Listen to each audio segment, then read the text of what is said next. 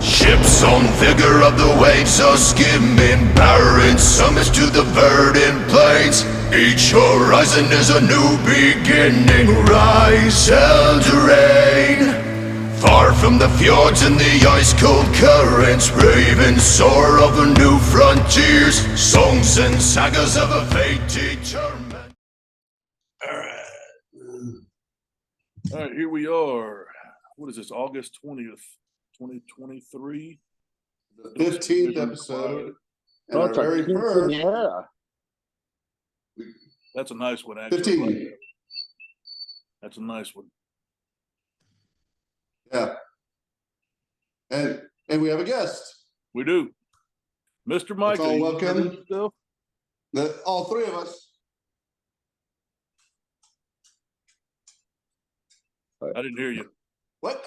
Did his comms cut out? No. Good morning, degenerates. Had a little bit of a lag. Sorry there. Yeah, there's going to be a little bit of issue here with our setup because we're our budget for fiscal year has already ran out like 2 days after we started.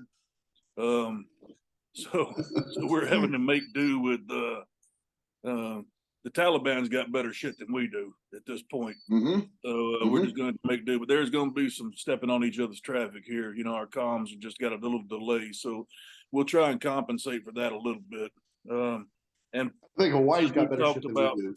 in the past, I'm from the South, and I'm notorious for doing dramatic pauses. That's just how we talk. And then I'll go back into something else. I didn't say anything. Well said. You waited on that one, didn't you, Bug? And Skippy, I was like, I'm gonna go say something, and he's gonna be, hey man. Yeah, every time. Remember that fucking movie where they were doing the Chinese order at the thing, and the woman was saying, and man. Now I'm dead. All right, so Micah was a former Blackwater.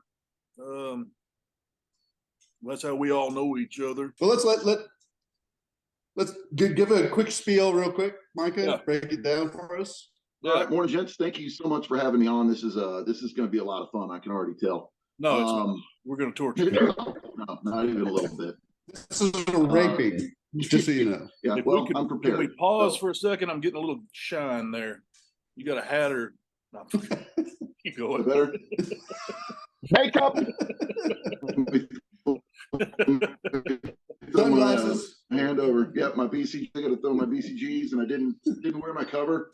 So now let's see. I've been affiliated with these heathens for coming up on 19 years. Dale and I actually first met on the ambassadors detail together many years back, moons ago, and proud member of the Blackwater Alumni Association with these cats. And yeah, it's been a hell of a ride.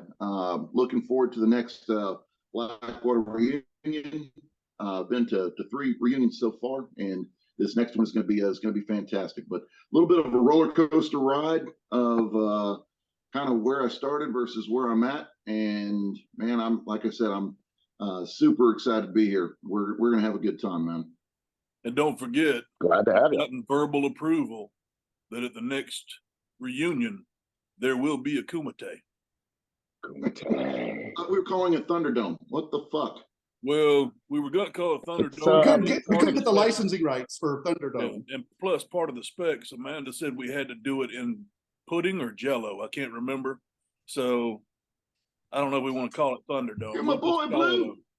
Do what?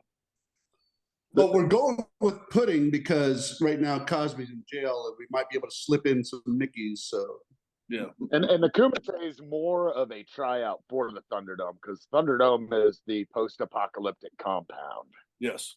So good point, but this is to see if they can come to the Thunderdome.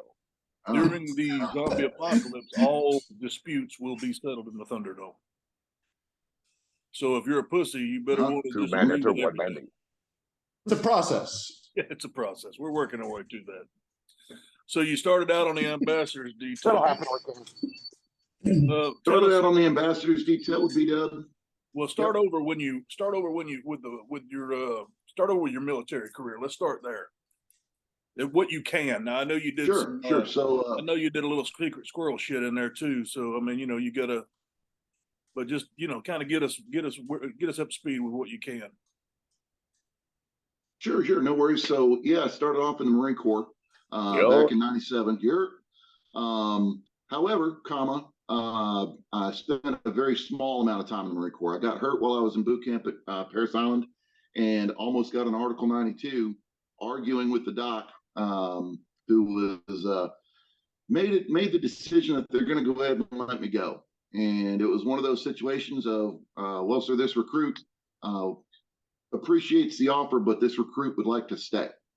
And the full bird doc that was at a branch medical clinic there at Parris Island said, well, appreciate the motivation, but we're going to let you go. And of course, me being me and young and dumb, I took my BCGs and said, well, sir, again, this recruit appreciates it, but this recruit would like to stay. And he says, all right, look, close the door. He goes, here's the thing. You've got to go. You're not going to finish training by 180 days, with the injury that you have. So we got to let you go.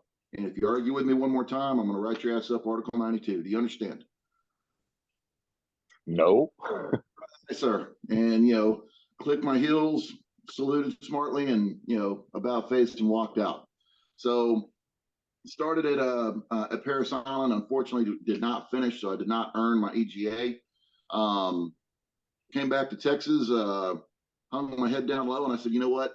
It's maybe that's just what life has set for me. So came back to San Antonio, went to the private security industry, did executive protection for a couple of years, and then the Marine Corps said I could come back in 18 months. So 18 months later, head staff sergeant, I'm ready to come back in, and had to do a waiver, and he didn't want to basically do the work to do the waiver, because this is right around May timeframe. So he had 25 high school seniors, 18-year-olds versus one prior service guy that has to do a waiver. So who do you think won that battle? So long story short, month in 97? Yeah, 97. Yep, 97. What month did you go? Let's see. I got there in January of 97 and left in June of 97. Oh, right on. Yeah, because I ended up, I was San Diego though, but August of 97 is when I went to boot camp. Mm-hmm. Right on. So yeah. About 2 years later, after getting back, I said, you know what, civilians are starting to make me itch. Went back to the Marine Corps, said, hey, ready to come back in. He goes, well, you have to do this waiver. He didn't want to put in the work. So I started talking to the other services, and Army was not taking any prior Marine Corps whatsoever. And I said, all right, you're the one hurting for people, not me. They were trying to clean up their act. Air Force. Well, I don't know what that's probably what it was. It's probably exactly what it was. They weren't taking any prior Marines at all. Air Force was only taking prior Marines if you were jump or dive qualified, which I wasn't, obviously. And so but they were doing a lot of recruiting for their special tactics squadron, their soft forces. So that kind of made sense. And so I went and talked to the Coast Guard, because my neighbor said, well, did you ever think about the Coast Guard? I said, shit, no, I never thought about the Coast Guard. What the hell are you talking about, man? All my drill instructors used to make fun of all the other services, especially the Coast Guard. I've heard all the jokes. I'm over 6 foot tall. If the boat sinks, I can walk back to shore. All the different Coast Guard service jokes. And he said, well, look, what do you want to do when you go back in? I said, well, I want to go into law enforcement. He goes, well, did you know that absolutely every E4 and above in the Coast Guard is a bona fide federal law enforcement officer, and they enforce the exact same laws as the FBI does, only on the water, which the planet is made, 3/4 of the planet is made of? I was like, what? And he goes, yeah. And, he gives a couple more examples. He goes, but look, if law enforcement isn't in the books for you, what would be your next option? I said, I don't know, fire EMS. He said, did you know that absolutely everybody in the Coast Guard from boot camp is a trained shipboard firefighter, and EMT school is 2 weeks long, and it sticks with you. It's it's NA EMT certification. It sticks with you after you get out. Did you say 2 weeks? 2 weeks. Well, Yep. So now, don't don't know get me how wrong. much- ever since I don't know how much knowledge you can cram into 2 weeks. It took me 2 years. So yeah. Well, for EMT basic, basic. yeah, for basic. Yeah, but even still, that so basic now is like a first responder back in the day, right? Am I Yeah. No. EMT Yeah, basic in the military, you're doing it all day long for 2 weeks. Yep, it's intensive as fuck, no doubt, but it's still 2-week course. So would it be like an NREMT, like a National Registry basic? Really? Yep. 2 weeks. Yep. It's like I said, it's intensive as fuck. I mean, and the reason I asked, I went to EMT intermediate, and it took me a year to get through that program. Now, granted, it wasn't all day every day. I don't know how to translate that. And then I went back and did another year to get my paramedic. Not counting all the clinical hours and all that shit just to get certified. So in my even with you say 2 weeks, I'm like, what the fuck? But even with the intermediate, you get some advanced like airway techniques, and you do some medication like the charcoal and all that stuff. So there are some advanced techniques with intermediate, depending upon where you're at. With basic, you're not really doing some of that. So yes, it is 2 weeks in the military, but it is all day from like 07 to 1600. Crammed in all day long. It still seems 2 like weeks. a fuck ton of information to try to condense to a It is, and it's 10-day period. It's hard to retain. 12 days. I don't know how y'all run that. No, no, it's let's see, it's 12 training days, so 14 calendar days, but 12 training days, and just like Dale was saying, 07 to 1800. And I mean, it's intensive, and the dropout rate is, pretty decent as well. You may start with a class of 25 and graduate a class of 10, class of 12. Yeah, that's the way it was for us too. When I went in on the civilian side, because there was just so many. I mean, it was like you'd start a class with like 50 fucking people, and there'd be 8 of you when it was over with. You know what I mean? That kind of same shit. But even on the schedule that I did, it was still pretty fucking intensive.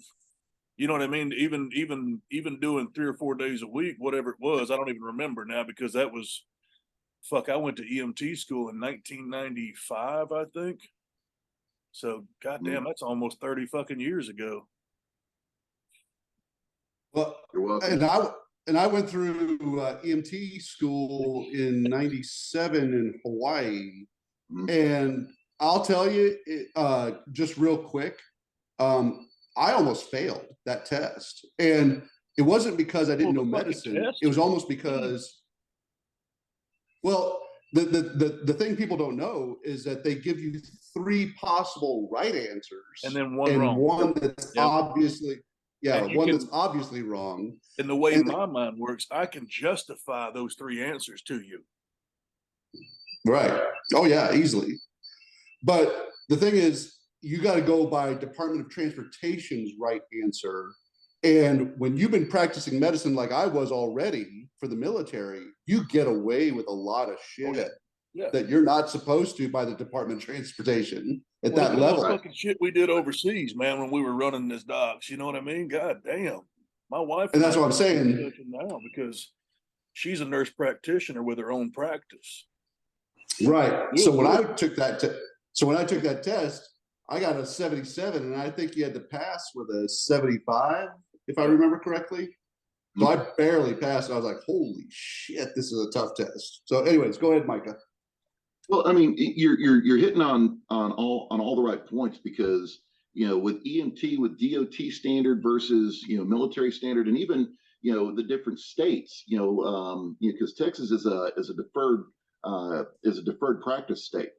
So even if you have, even if you're at an EMT basic level, if you can go to your medical director and say, hey doc, I know how to do tracheostomy, or I can, put in a tube or something along those lines, something that's more invasive than what is normally accepted at the basic level. If you can prove that to your medical director, he can sign off on it and you're good to go. Yeah. So it's kind of that same way with Georgia when I was working as a medic in Georgia. Like, we were not allowed to do at that time, this is a very long time ago, mind you, we were not allowed to do rapid sequence induction for intubation. We were not allowed to use paralytics for that. But we could, per our medical director, utilize medication to sort of relax the patient to facilitate intubation, but not for the sole purpose of intubation. So there was a lot of shit like that where they would rewrite shit to get around that edge, you know what I mean? And we were doing it any fucking way, you know what I mean? We were doing it anyway. So that's kind of cool that you got that, yeah. As the only non-medic, is that like a PA working under an MD kind of deal? Well, like, so kind of the way it works on the civilian side is that you have a medical director. So your agency goes to a doctor, a physician, somebody, and says, hey, we're looking for a medical director. Will you be our medical director? That medical director is responsible for overseeing every protocol that's written. So we would have what we call protocols and standing orders. And those standing orders means that we are allowed, without contacting the physician and asking permission, we're allowed to do certain things. And those parameters would be established not only by the state and the governing agencies, but also by the body of the medical advisor that you had on. So you're like your medical director. So like I would have standing orders, like just for example, ACLS protocol. That was the standard gold for anybody that had a cardiac arrest. So without asking permission, I was already authorized to do A, B, C, D, give certain medicines and certain volumes and certain dosages, yada, yada, yada. Anything above is that per person? I would have to contact the doctor and ask permission to exceed that limitation.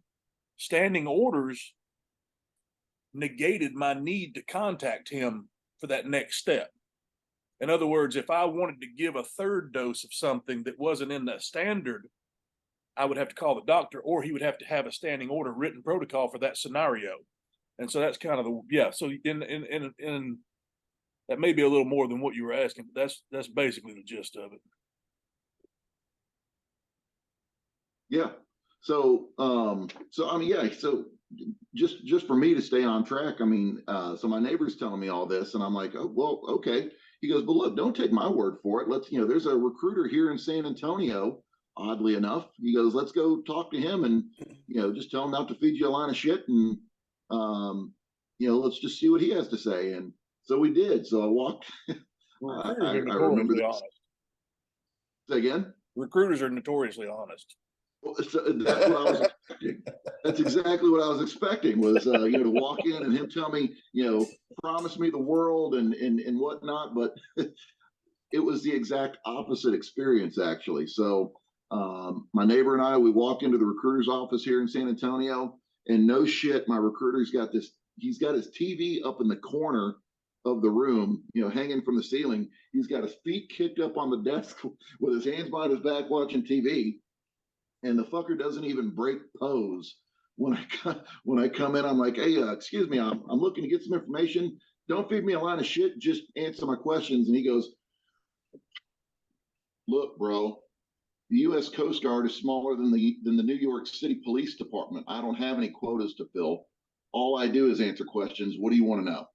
And that kicked off just, an amazing discussion. And I said, well, look, I got hurt while I was in boot camp in the Marine Corps. I tried to go back in, but, there was a waiver involved. He goes, okay, no problem. He goes, look, here's what the waiver says. Here's what your reenlistment code says on your DD-214 from the Marine Corps, is that you got to get a waiver. And basically what this waiver says is you go back to MEPS, and if MEPS clears you, you're good to go. That's the waiver. I'm like, holy shit, are you serious? So went back to MEPS, got cleared by MEPS, and he said, do you want to leave on Tuesday or Thursday? And, kind of a leap of faith, because I didn't know shit about the Coast Guard. I mean, I didn't grow up near the water. So I was just about to ask, were you even aquatic at that point? No, I mean, I did swim team, I could dive out, but, I didn't grow up anywhere close to the water. again, I'm from San Antonio, Texas. The nearest water is Corpus Christi, and that's almost 3 hours away. So, so I ended up going back into the Coast Guard, and I tell people all the time, I wouldn't trade my 6 months in the Marine Corps for anything on this planet, but good Lord, I had a blast in the United States Coast Guard. Found myself after boot camp, went to a small boat station up in New London, Connecticut, just down from the Coast Guard Academy, which is a horrible place to be as an E1, E2, E3. Because the Commodore up there at the Academy loved to come down and go on boat rides. So I was polishing shit, for no reason almost all the time. And just in case. Exactly. Just in case. So, I mean, that station was spotless 24 hours a day, 7 days a week. But that's really where I kind of, started breaking my teeth on law enforcement activities. They were short on law enforcement personnel, so they sent me to boarding team member school. I came back and picked up lead seaman for the station in about 6 months. I fucking knew it. As soon as it came out of your mouth, I knew Booger was going to do it. Keep going. Lead seaman, Bubba. So I won the race, is what happened. We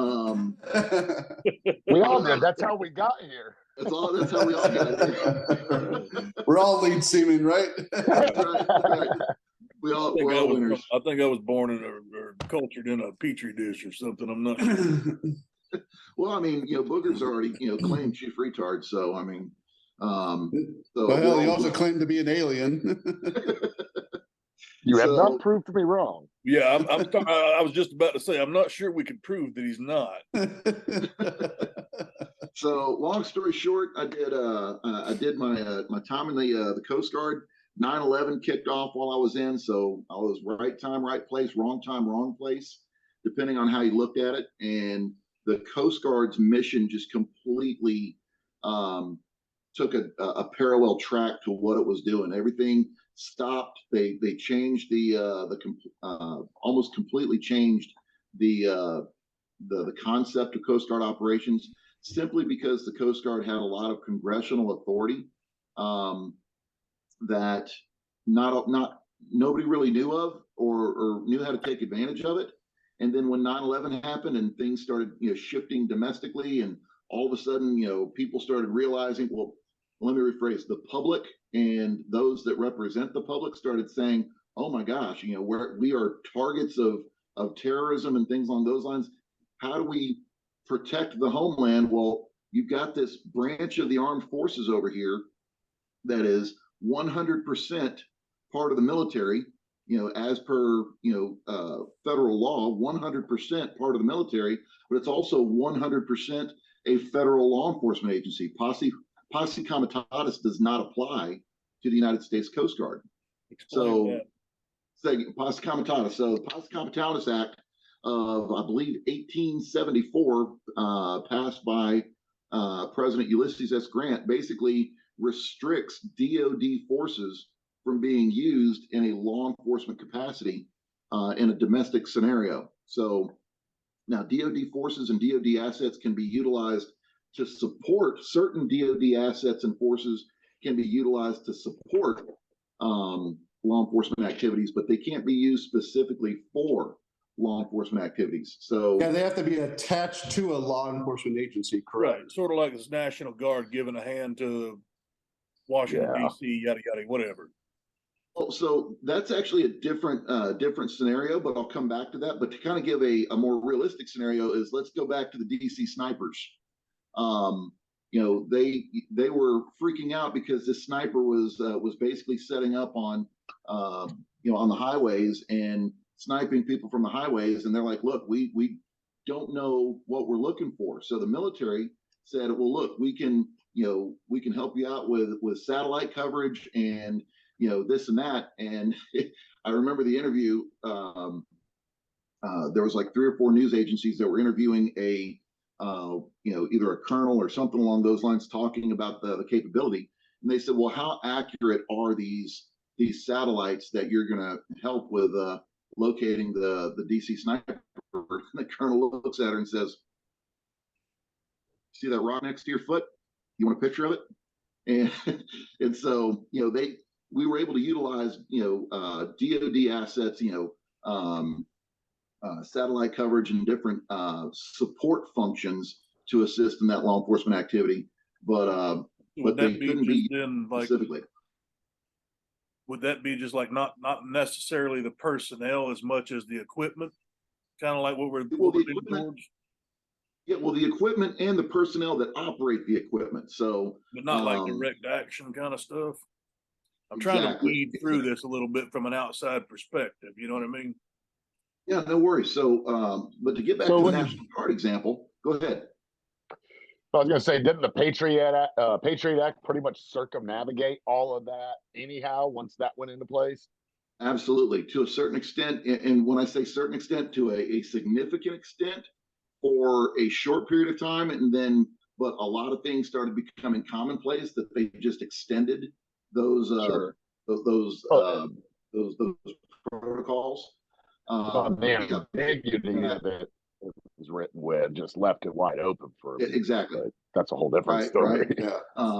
But the National Guard example for that you were referring to is the National Guard aren't federal forces; those are state forces. So unless they're federalized, so unless they're federalized, they can be used and are used quite extensively, in different state law enforcement activities such as counter drug missions. Down here in Texas, obviously we've got the southwestern border. The National Guard partners up with the Texas Department of Public Safety, which is our state police agency, to do border operations and things along those lines, give an arrest authority, et cetera, et cetera. But once they are federalized under Title 10 orders, then they move into a different function. So, in all of those circumstances, the United States Coast Guard, being a federal agency and being a federal military service, is still not under the auspices of the Paz Comitatus Act. Cool. So you got into Coast Guard. The Coast Guard has never been part of the DoD. Right. Department of Transportation, right? It was Department of Transportation, and then after 9/11, it transferred over to the newly formed Department of Homeland Security, which is now, which is where it still sits now. So so after 9/11, it was a bit of a blur because again, being up in Connecticut, just 4 hours north of DC, we had several high risk targets in our area of operations, and our Coast Guard station there really became a hub of operations for federal, military, and state law enforcement, fire, EMS over the next probably 10 to 12 days, as the entire country just kind of reacted, and the dust started settling after 9/11. Got orders to Gunner's Mate A school because I like guns. So I've been trying to get into Gunner's Mate A school ever since I joined, and finally got my seat. And traditionally, up to that point, you may get one or two people that would get orders to the Coast Guard's tactical units called TACLETs or leadettes, law enforcement detachments, which are under the parent command of a tactical law enforcement team. And after 9/11, they canceled all those orders and said, okay, a week after we got there, it said, who wants to find out where you're going? And all but 6 of us in the class had orders to the tactical teams. So again, right place, right time, wrong place, wrong time, depending on how you look at it. Found myself at Coast Guard TACLET North, where they had completely shut down the counter narcotics units. And the leadettes and the TACLETs are your major counter narcotics units. So anytime you see the Coast Guard in the news where they pulled down 2,000 kilos of cocaine and chased down these drug boats, et cetera, those are more than likely your TACLET units or your leadettes assigned under those TACLETs. I got a question. Yeah, go ahead. Had like MSRT and MSST been formed at this point, or no? Not at that point. No, no. So basically what they did for the MSST and the MSRT, the MSRT Hey, was can you explain those acronyms? yeah, yeah. So the MSST, which is the Maritime Safety and Security Team program, was a series of units that were anti-terrorism force protection specific, modeled after the Marine Corps FAST teams or Fleet Anti-Terrorism Security Teams in the Marine Corps. So the MSSTs, or the Maritime Safety and Security Teams, were specifically designed to take over the anti-terrorism force protection mission from the TACLETs, who were traditionally counter-narcotics units, so that they could go back to the counter-narcotics mission and the MSSTs could take over the ATFP mission, or the anti-terrorism force protection mission. So the way they developed these is they took the East Coast and West Coast TACLETs and plussed up their billets, put over 120 new unregistered billets at these TACLET units, so that the TACLETs, being the highest trained, tactically trained units in the Coast Guard, could train them up to the TACLET standard. And then once they had reached their standard and their qualifications were up to speed, they would break off and form their own unit and be responsible for their particular area of responsibility. And they were posted along the sea borders of the United States, starting up in Boston, down to Virginia, Florida, Houston, and then the West Coast as well. So that was the Maritime Safety and Security Team. So when I got to TACLET, I had made my way up pretty quickly and was part of the training team when they started saying, hey, there's going to be this new unit that's coming in. They're going to have fast rope and diving. We're going to have dogs and all sorts of stuff on this new anti-terrorism force protection team. It's going to be the new Coast Guard Cool Guy unit, and we're going to need to train them up. So I was on the green team, on the training team, to help develop these new unbilleted positions that were coming in to form the MSST. And after we got them formed up, the new CO came up and asked the TACLET CO, hey, can we grab some of your guys from the training team and bring them over with us so that we can have some leadership within the structure? And the CO of TACLET basically just left it up to us. He said, look, if we're going to go back to the counter-narcotics mission, if you would like to go back to the counter-narcotics mission with us, you're free to stay. Or if you'd like to transition over to ATFP, you're free to go over there with them. So I transitioned over to the Maritime Safety and Security Team and became a plank owner of MSST 91102, stationed in Yorktown, Virginia. And then real quick, Micah. So tell me a little bit about what the washout rate looked like for some of that, because I know some of the people coming into that were probably already seasoned on some level in the Coast Guard. But I also remember this too, like we had a saying at Recon, like if you want to see panic, mix in water in any scenario. Go ahead. So the Coast Guard had done a really big recruiting effort on that as well, and we're giving big bonuses to prior Green Berets and stuff when they were getting that up and running. They were getting up the MSRT, yes, absolutely. And that was a really, really interesting transition point. As far as the MSST program, there really wasn't a recruiting process, because the Coast Guard hadn't developed, the recruiting standards for that yet. So it was if you want to go to the MSST, you can put in for it, and if there's a billet available for it, off you go. So you really didn't have to do a green team or like the Rangers have Ranger Indoctrination Platoon or RIP program. Recon has BRC, which is kind of like that filtering process. The Coast Guard hadn't developed that concept yet, so it was literally just any other unit that you could put in for. But once you got into the unit, it was very much so. TACLET did not operate the same way that the fleet did. So even though I was a second-class petty officer, as an assistant team leader, we would have first-class petty officers that would come in from the fleet that would have that salt on their uniform from the fleet that weren't qualified. And, I had this, when we first got started, and, we had a very strict training regimen once you got in to get qualified up to the training standard. And it was very much so. As an assistant team leader on green team, as a second class petty officer, I'm barking orders to first classes and other second classes. And I had this one first class that came up and put his arm around me and said, "Look, petty officer second class, don't make me get something on you." And I had to bust his arm off and say, "Well, look, first class petty officer, you're not fucking qualified to even talk to me right now.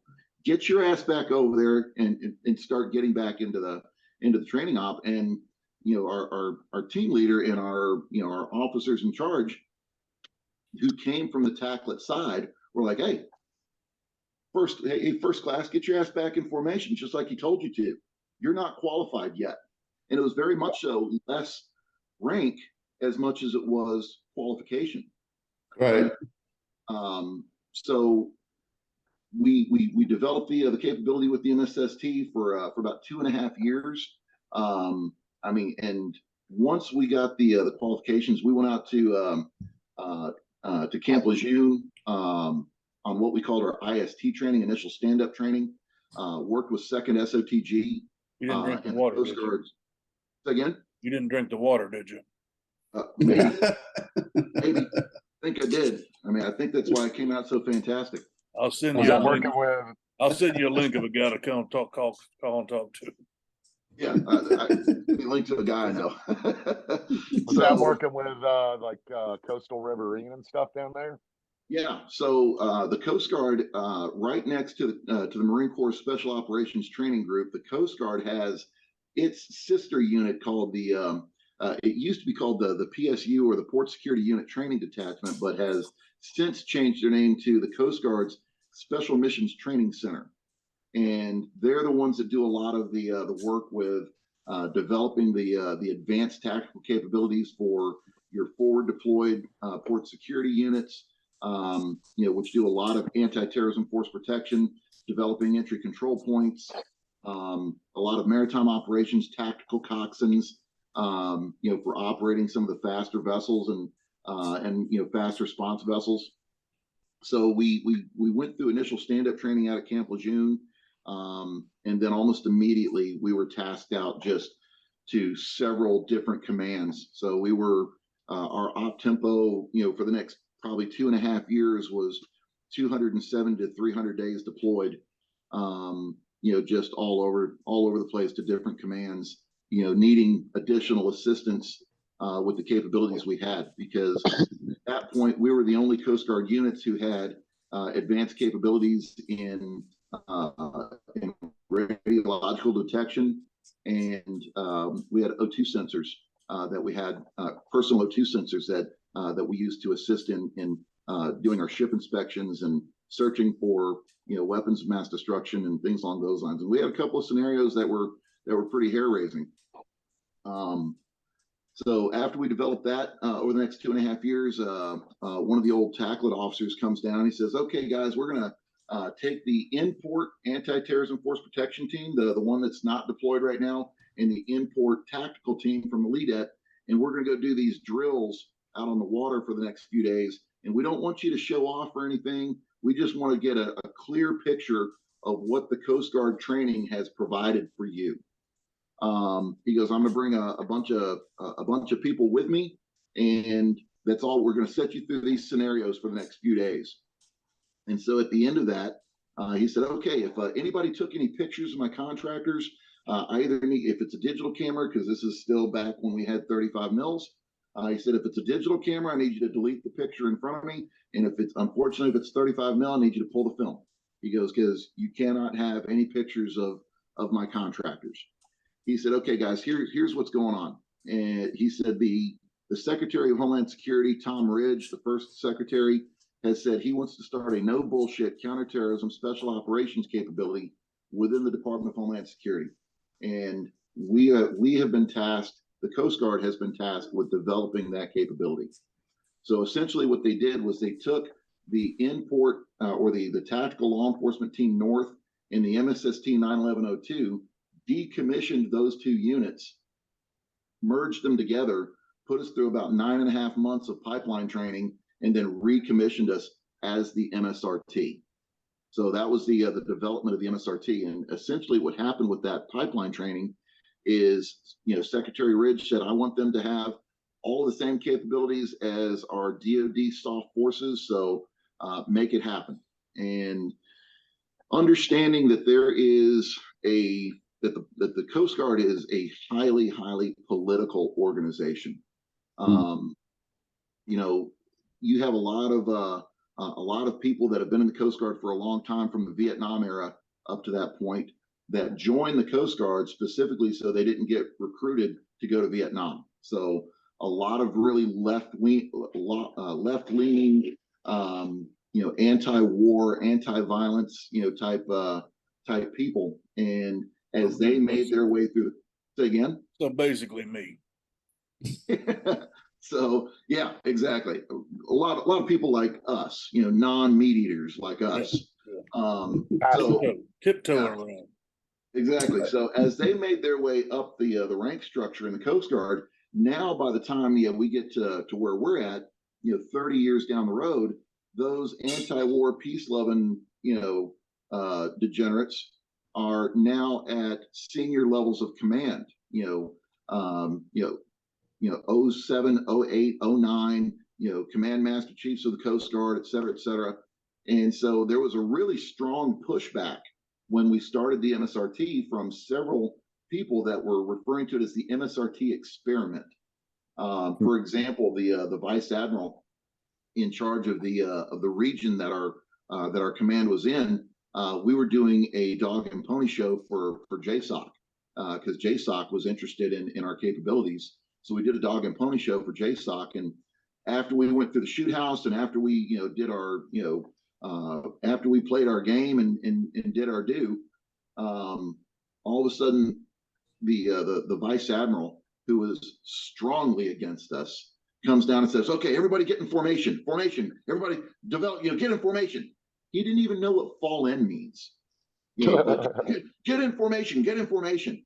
And so we're like, okay, because we're all jocked up, we're all kitted up, and it's like, okay, we haven't been in a fucking formation in 3 years. I mean, it's not exactly how we operated anymore. But okay, let's jump in a formation. And he said, look, before any of the other brass show up, I just want you to know there's nothing special about you. And that was, the level of support that we had from the vice admiral, from the 3-star admiral that was in charge of the region where our command was. So after doing that for a while, I kind of saw the writing on the wall, and we did a lot of training at a particular location just on the northern side of the North Carolina border.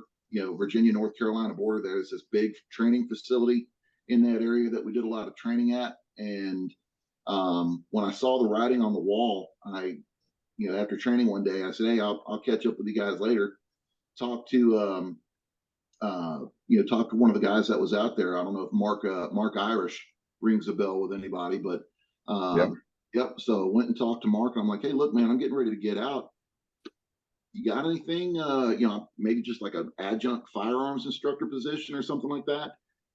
He goes, "Well, when are you getting out?" I said, "August." He said, "Come with me." So we go upstairs above the lodge, which is where the security consulting was, if you remember way back in the day. And just as we get up to the top of the stairs, this fucking mountain of a man comes walking out. 6'4", 6'5", 300 pounds of not fat, goes by the call sign Shrek. Justin McGowan comes walking out, and Mark says, "Hey, remember that thing you were telling me about?" He goes, "Yeah." He goes, "Talk to this guy." And this is literally what Justin does. "You looking for a job?" I said, "Yes. Yeah, as a matter of fact, I am." He was like, "Walk and talk with me." So by the time we got to where he was going, he's like, "All right, look, here's the bottom line." He goes, you're in uniform, so I know who you're with. Your tactical background is good to go. The fact that you did EP for a couple of years before going back into the Coast Guard is fantastic. But the thing that impresses me the most is that you can carry on an intelligent conversation for longer than 15 minutes. He said, you know, the guys that are coming onto this project are great dudes, and it's great that you can speak grunt, but the people that we are protecting cannot speak grunt. So your ability to articulate and your ability to express yourself is really what is really what's getting me. Next thing you know, I find myself on the ambassador's detail about 2 months later after my clearance went through. So that's you know, kind of the elongated Coast Guard version there. And then, you know, going into Blackwater, worked on the ambassador's detail first. And then after I came back from our halfway break, took over as AIC of 16 Bravo, Templar 16 Bravo, and which is the team that got hit the day before Bruce Durr and the boys heading back to Ramadi got hit. Hilla. So again, They were headed back to Hilla. Hilla, yeah, correct. So yeah, March 12th. Again, That was March 12th, 05. yep, I got hit March 10th of 05. So yeah, and then from there, picked up on IRI. Did one deployment on IRI up in Erbil, up at the team house in Erbil, and came back, took a little bit of a break, and right about the 7-month mark, my ex-wife now, but wife at the time, you know, basically sees me sitting on the couch and was like, "Hey, bills aren't going to pay themselves. You need to get back to work." So I think we've all experienced that to a certain degree. Yeah. So That's why I'm in a fucking hotel in Louisiana. I was sitting Right. home last week. So went back up to I was living in Chesapeake, Virginia at the time. So you know, if you remember Is that over there in the instructor apartments there, like Adelaide or whatever it was? Adelaide Bay. Is that where you were? I was actually in Deep Creek. Oh, okay. Yeah, we had a house in Deep Creek, and so I was like, all right, well, you know, I've kind of gotten fat, dumb, and happy a little bit, so went back down to Blackwater. If you remember, the policy was that when you were in between contracts, you could come down to Moyock and either go through classes or, you know, keep your skills up or help out as an adjunct instructor. Adjunct, yeah. Whatever was going on. So I did that for about a month or so, and was standing in line at the dining facility and was talking to one of the other instructors about, you know, working low pro on IRI, and the guy in front of us turns around and he goes, "So you were on IRI?" I was like, "Yeah." He goes, "Well, I'm looking for guys on the select side. You interested in coming over there?"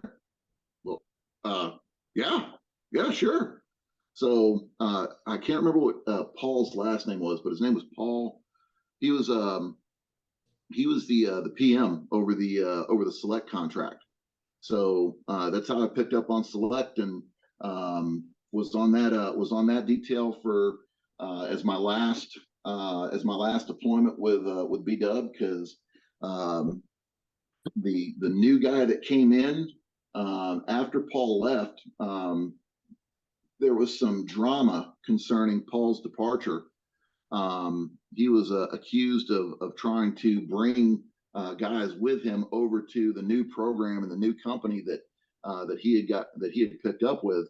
And so while I was downrange on contract, they had put out this new contract that they wanted everybody to sign, that was like, you know, 25, 30 pages long, and had these really crazy, you know, sections in it that, you know, if you get accused of, trying to recruit, people or anything that could damage Blackwater's image, then you have to write a blank, or basically you have to write a full amount, $250,000 check to Blackwater, and it's up to Blackwater whether they decide to pursue it or not. Was one of the clauses that was put in there. And I told the C2, I was like, well, look, man, here's the thing. I was like, I've only got, like 60 or like 30 days left on contract. I'm already operating under a contract. Can we just grandfather under this contract and look, I'll review it once I get back to the States? And they're like, no, it needs to be signed and sent back snail mail like today. And so I said, well, look, I don't think it's, really right now to, put me in the position to have to sign this contract when there's a few things that I don't understand on this. So let me have my attorney take a look at it and, review it before I do anything with it. Next thing you know, so that's how I explained myself to the C2. And then within the next 48 hours, he said, hey, look, we're gonna send you back to Kabul. And when I got back there, the C2 in charge of Kabul said, look, you're basically on probation. I don't know who you pissed off, but you're basically on probation. And there was the new program manager that had come in and put that contract out with the initials Mike Sierra. Basically, he's the one that put out that new contract. And so I hit him up on crypto and said, hey, just wanted to, see if everything's going okay. He's like, yeah, we just need to talk about a few things. And I got kicked off the contract. And, the client during my exit interview said, look, you're good with us. You're totally good with us. But, apparently you did something to piss off the executives at Blackwater. So here's the thing. You're good with us. Your qualifications are good. Go back stateside, get this taken care of, and you are cleared to come back and work with us, anytime. But this isn't the environment to work out those details with the company. So head back, get that taken care of, and come back as quick as you can. So I hit MS up on crypto and said, hey, I'll be in on Friday. Can we talk about this? He said, yeah, absolutely. He goes, I'm looking forward to getting this hashed out because I'd really like to kind of understand what's going on as well. And so I show up, I head out to Blackwater, and I'm talking to a secretary, and she says, okay, I'll let him know that you're here. And I sat out in front of his office for 4.5 hours. And pokes his head out and says, hey, Micah, look, my official position is Blackwater Legal is going to send you a packet, and I am not going to talk to you until you have a chance to review that packet. And it was basically an accusation that I was trying to recruit for my company, the company that I incorporated, which, most of us, formed a company for tax purposes and whatnot. Right. S-corps. S-corp. Yeah. I had an S-corp. I formed an S-corp for tax purposes. And, I knew it was a tax shelter to begin with, but that I wanted to do things with it down the road. So, during my off time in between contract, I would go to conferences and whatnot, and I developed flyers to pass out to develop business domestically. Well, I had a couple of pictures of me getting out of a little bird on my flyer, and I shit you not, part of the accusation was if I didn't sign this new contract, and that's what the whole crux of the situation was, is that I didn't sign this new contract, that if I didn't sign this new contract, they were going to sue me for copyright infringement because I was utilizing Blackwater's copyrighted paint pattern on the little birds in my company's advertisements. And I was like, you talking about the blue over white paint configuration? That's copyrighted? Well, shit, I don't think Air Force One got that fucking email. So, yeah, I mean, just all sorts of crazy shit. And so I, as soon as they start talking, litigation,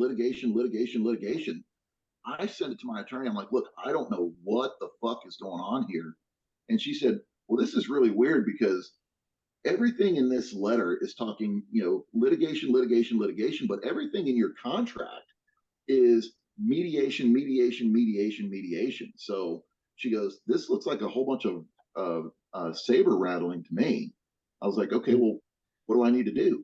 So she sends a letter back, and she says, by the way, she goes, are you a contractor or are you an employee? And it just, and I know that this discussion has, has launched and died several times, in the discussions within the alumni forum of, what exactly our tax status was. Were we contractors? Were we employees? She said, because based on everything that I'm seeing, all the requirements that they're putting on you and the level of control that they have on you, she goes, this looks like you're an employee. Yeah. And if you're an employee under U.S. contract law, then they owe you a motherfucking shit ton of overtime and all these other, it's the 20 benefits. question test that the IRS has. It's very specific and it does not leave any room for interpretation. Oh yeah, the IRS has already agreed with me several times that I should have been an employee. Yeah. Yep. And I'm gonna say this. I've never gotten into that. I accepted a contract. I took the contract. Yep. You know what I mean? And that's where I was. That's the way I felt about it. But yep. I'm gonna say this. After I came back and transitioned into the oil industry, oil and gas industry, right? We were paid in the same fashion. We were paid a day rate. So for years, I've worked on a day rate. The same exact thing happened in the oil and gas industry. Everybody started getting sued for a day rate. And I never participated in any of that either, because the exact same thing. I took a deal. I accepted the deal. That was on me. That's how I look at it. I'm not saying you should. That's how I look at it. So then they started paying us an hourly rate.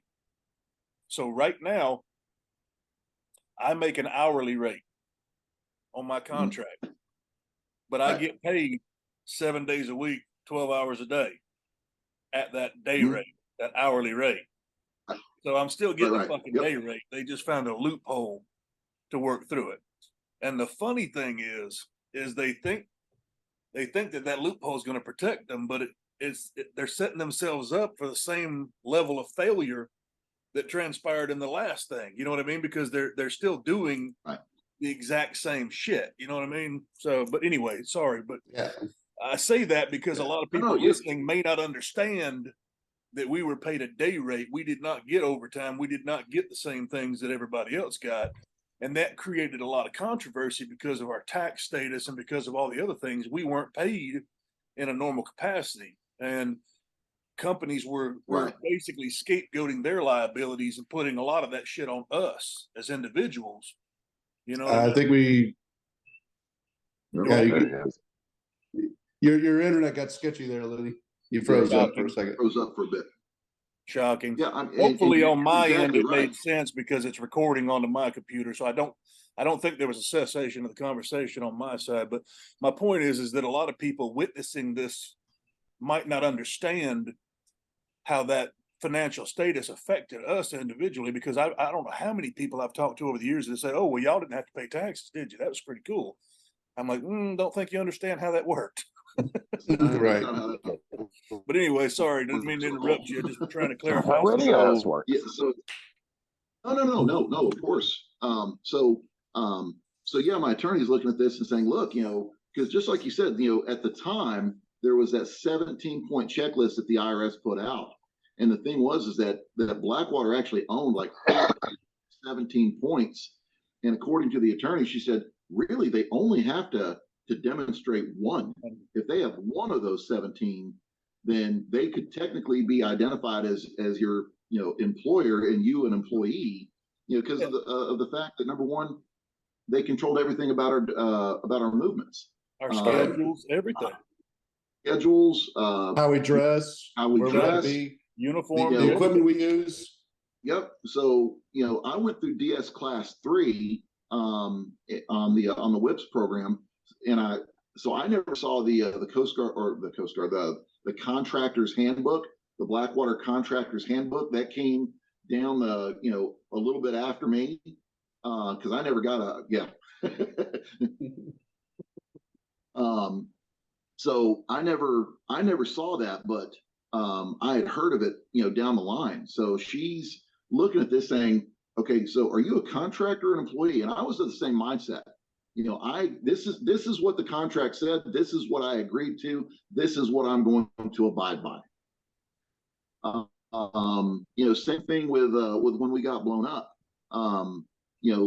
Again, I got hit on March 10th, 2005, a couple days before Bruce Durr and the boys got hit, and in that VBID, or in that roadside explosion, I got a concussion. I got ringing in my ears for the next 2 weeks. It blew out my overpressure exposure, and it was an off day. So we had our our port and starboard, our day on, day off, Right. because the guy that the principal that we were protecting was a fucking workhorse. Templar 16 Bravo had MOI, Minister of Interior. So he's under Bremer and under the coalition, he was the Minister of Interior. And then when we gave things back to the Iraqis, he became the senior advisor to the Minister of Interior. So every day we were going out to MOI for anywhere between 9 and 14 hours a day, as he was advising the new Iraqi Minister of Interior. And so obviously, and we already had intel that he was infiltrated all the way up to the highest echelons of MOI. We knew that there were people on his detail that were Mahdi militia. So our vigilance was just at a super high rate every single day. So we had a day, a day on, day off. Well, that day off, if you remember, was never really a day off. We were the advance team to go advance, venues and whatnot for the team coming on the next day, or for venues that we were going to be going to the next day. So it was never really a day off. And in that explosion, my head hit the side of the glass. I had a concussion, overpressure exposure, and it was just, hey, you finish your day off and go back to fucking work. I mean, we never really even had an opportunity to get screened or anything along those lines. And I just considered it as, hey, it says in the contract right here, we've got the Blackwater T-shirt that has the excerpt from the contract on it that says you could be exposed to, right, gunfire, explosions, acts of God, et cetera, missile strikes, and et cetera. And I think you mean acts of Allah. Acts of Allah and his followers, and that we're going to hold Blackwater harmless. So, yeah, inshallah. So it was always just one of those, this is what I signed up for, this is what I accepted, and and move forward with it. So did that for about 3.5 years, left that contract. Basically, Mike Sierra and I basically told each other to go fuck each other. So it was a mutual go fuck you kind of discussion. That's why I'm not using his real name. Pretty sure we know who you're talking about. Huh? I think I know. I think a couple of us know who you're talking about, but anyway. Yeah, I strongly agree with Looney. Yeah, exactly. So wait a minute. And the crazy thing was that did you go ahead. You just agreed with me? I did something right? Strongly. Hang on a minute. Let me write this down. What's today? Take time stamp it. The crazy thing was that triple stamp it, no take backs. The crazy thing was that Mike Sierra was actually the PM on Whips when I was on Whips. And I had heard all sorts of horror stories about this guy that had come in to take over, that he was arrogant as fuck, and that he was if you didn't have a trident on your chest, then you were probably going to be off contract sooner than later. And it was weird because if you remember, we had to do that 30-day exit interview to find out what we were going to do, if we were going to come back, whatnot. So myself and one other guy that showed up on the same day I did, we both get called over to his office at the same time, and he goes in first, and he's he goes in, he's in there for maybe 10-15 minutes, and he comes out just mad as shit. That motherfucker. And I'm like, oh God, yep, I'm done. Here I am, a coastie, so I'm already, slipping through. I've already slipped through the cracks being here in the first place, because it was funny at DS Class 3. All these guys, with SF backgrounds and SEAL backgrounds, had a couple of FBI HRT operators in the class. Fuckers that had their own theme music, standing up and introducing themselves. And here I am at the back of the class. Hey, how's it going? Micah Hoevelman. Did some time in the Coast Guard, and damn happy to be here. And sit back down, and literally people are like, "What?" You should have seen my fucking introduction. So last week I was delivering mail, but I'm glad to be here. So I already felt like I had slipped through the cracks. So I knew I was going to be off contract. So I go in, and Mike Sierra comes in and says, "Hey man, come on in, have a seat," and just super nice. And he goes, "So what are your thoughts? Are you planning on coming back, or do you want to do something else?" And I was like, "Well, I tell you what, man, I've had a great time on contract. I've worked with some great people. I would love the opportunity to come back, but I know BW has these other opportunities that I'd like to explore. But if there's not any opportunities to explore right now, yeah, I'd love to come back." He goes, "Man, that's what I love to hear." He goes, "You know what? Yeah, absolutely." He goes, "Let me get a hold of back at Moyock. He had the motorcycle." Oh yeah, that guy. Did he have Mike, the one with the hair? Had like a mailbox at his house. I know who you're talking about. Yeah, he had the American flag motorcycle. Mike something or other.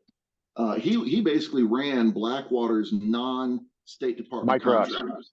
Mike Rush. Thank you. Oh, okay. Yeah, he goes, "Let me get a hold of Mike Rush." I know that name. I thought you were talking about Tony Velusic. No. So Tony actually came out on contract there for a little while. Yeah. So yeah, he's like, "Let me get a hold of Mike Rush. He runs all of the non-State Department contracts for BW, and see if there's something that we can hook you up on." That's how I got hooked up on the IRI. Okay. Mike Rush is the one that made my brother and I have our mom talk to him so that him and I could work on contract together. He's like, "I'm not going to have two." Yeah, he's like, "I'm not going to have two brothers working on contract together." He's like, "Your wife's not going to care that you both died. His wife's not going to care that you both died, but your fucking mom is." So we're like, "Well, what if our mom says it's okay?" And so he's like, "You got a note from your mom. You fucking pansy." That's awesome. We literally did. Had our mom call him up and say it was okay for us to work together. That's fucking hilarious. Hey, no, that was Tony Z. Never mind. I was sitting here. I was fixing to ask about. Never mind. I was thinking of Tony Z. You knew Tony Z, didn't you, Doc? Didn't you, Dale? Tony Z. I want to say I did. Zylar, maybe. But what was his call sign? It was just Doc Z, something like that. He was the corpsman. I might have met him, but I don't remember. Stockier guy. I can't remember. Anyway, never mind. That when you said the other Tony, I was in my mind, and then it finally just hit me right there. I'm sorry. So yeah, so I had a great great experience with Mike Sierra with Mike Sierra when I first met him. So this whole new interaction that I had with him after Select, it really just kind of hit me out of left field, and I'm like, this is what everybody was fucking talking about, because the packet that Legal sent me had his signature on the bottom of it. It didn't even come from Legal; it came from him. And so it was one of those situations where, again, I'm like, "Hey, look, Esquire on this the is end what of my his fucking attorney." signature. Yeah.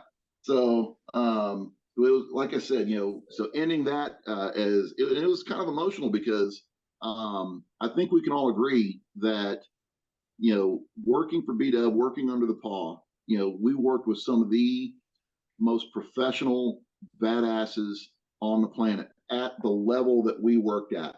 And then the people that were at the upper level, for the most part, were pretty good, but it was that middle echelon, that leadership, that first line, second line leadership echelon that really just shit the bed. It wasn't just BW. I think that was pretty much the fucking standard across the board. I wore different, probably, I don't know, fucking 6 different shirts, and it was the same fucking shit. You know what I mean?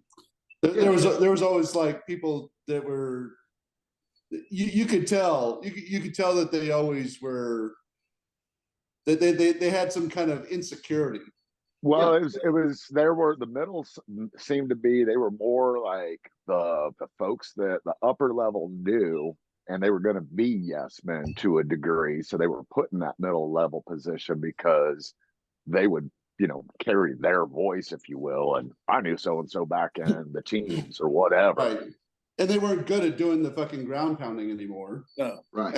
And they had no leadership skills. That good old bullshit got me fucking blackballed from Iraq. I had an allergic reaction in 2008. We had a kid on the program. I was with SOC then. Yeah, I was with SOC then. We were at Bernstein. You remember? You know what I'm talking about? It was like, I don't know, maybe 60 clicks south of Kirkuk, right there near Twos and all.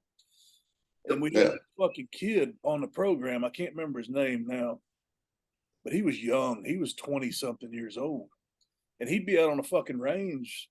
We'd be qualling some of these Yugs or something, and he would tell them. Overhear him one time with the Guard Force commander talking about how, yeah, when I was in fucking Somalia, blah, blah, blah. And I'm like, motherfucker, you were 4 years old.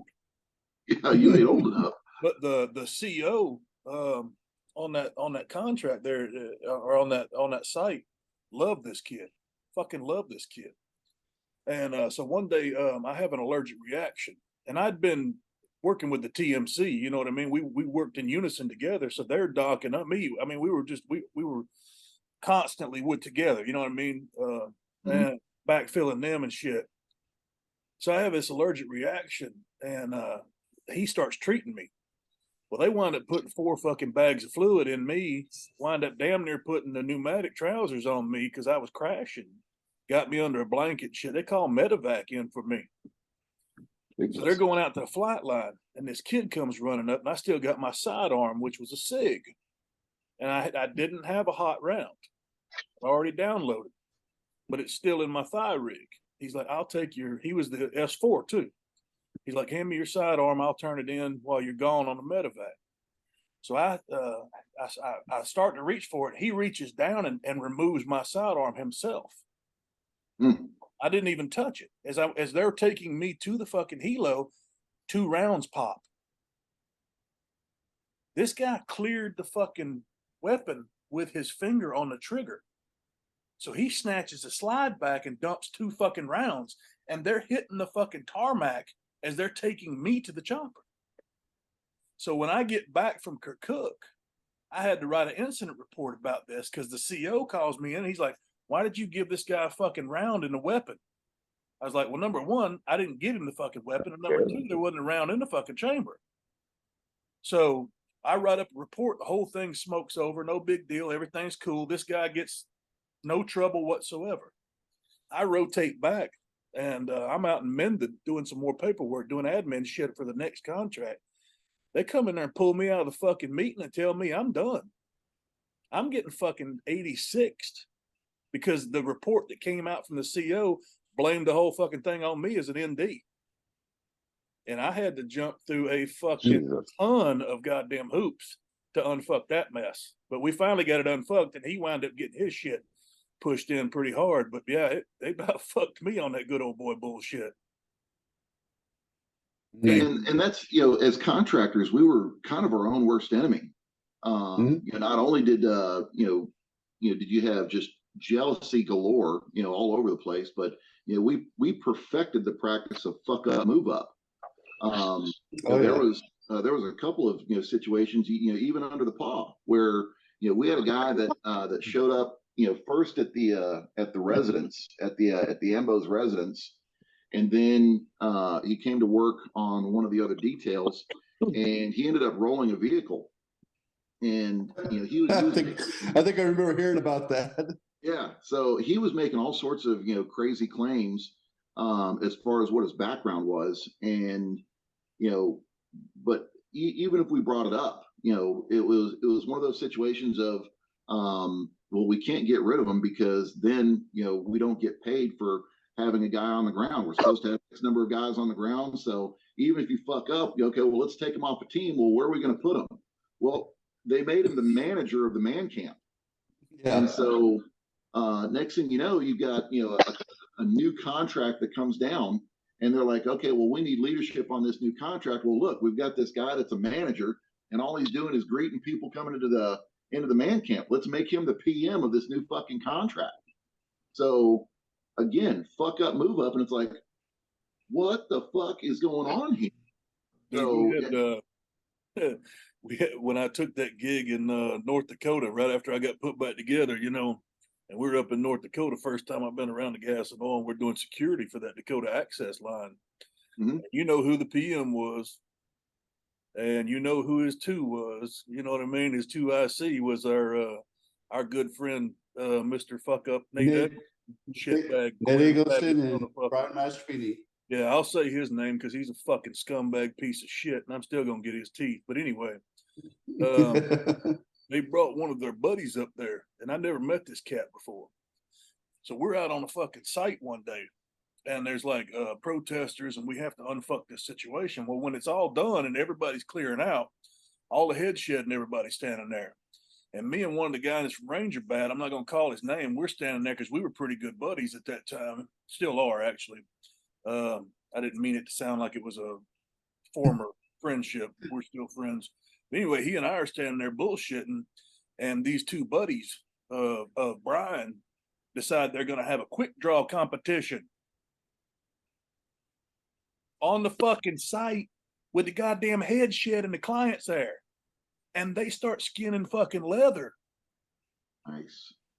So they both get fucking shit canned, right?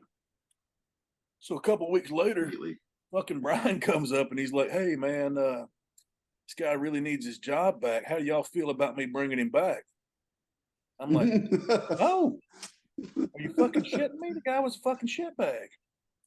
Guess what he did? Brought him back. Same shit. So they brought him back and made him like their fucking little sandwich runner, their little gopher, right? The knockaround. So the day that I burned that fucking shit to the ground, when I lost my shit in that meeting and had words with them, it was because they were sending us home and keeping that motherfucker. That was the real part that sent me over the fucking edge. Rightfully so. Like I said, as contractors, we were our own worst fucking enemies, man. So yeah. So real quick, this is obviously going to be longer than our usual, and do we want to break this up into a two-parter? Might need to, because I'm going to have to jump here in about 10. Yeah, that's fine. Yeah, we might have to do a two-parter with you because you got a really good, interesting story that I want to continue. Yeah, I know we ain't nowhere near done. That's what I said in the middle of the day. I was like, this one's going to run long, guys. I knew that. Yeah. I figured that too. So we'll just we'll hold on right here. And we can all get together on our chat and figure out another time to finish it up, and then we'll refresh our memory and pick right back up somewhere where we left off. That's cool with y'all. And hopefully you'll have better internet next time, John. No, actually, I know what the clowns don't get them. Figured it out. My computer automatically connected to this fucking hotel Wi-Fi instead of my hotspot. Oh, okay. So that's why I'm having a little bit of a drag here. But again, on my side, there wasn't a disturbance. So I think most of that's going to look okay when it's played back. You know what I mean? Even though y'all didn't get all the intel, I think it'll look pretty decent on this side, hopefully. Right. Well, we'll edit this part off at the end, but we'll break this up into a two-parter because if you're good with that, Micah. Yeah, totally good, man. Totally good. Shit, this has been a fuck ton of fun, guys. Well, hell, it's a lot of good fucking intel too, man. I appreciate you coming. Yeah, man. I think people are gonna like hearing this story, man. I mean, this is good shit. I don't think it's gonna be as popular because I didn't do near as much talking this time, but they did get to see me, which should help. That's the positive. Fucking John show. Yeah. All right, y'all have a good day, bro. All right, boys, y'all take care. Yeah, just hit me up on the thread and let's set something up. Yeah, no worries, brother. Definitely. Good. Take care. Bye, guys. Later.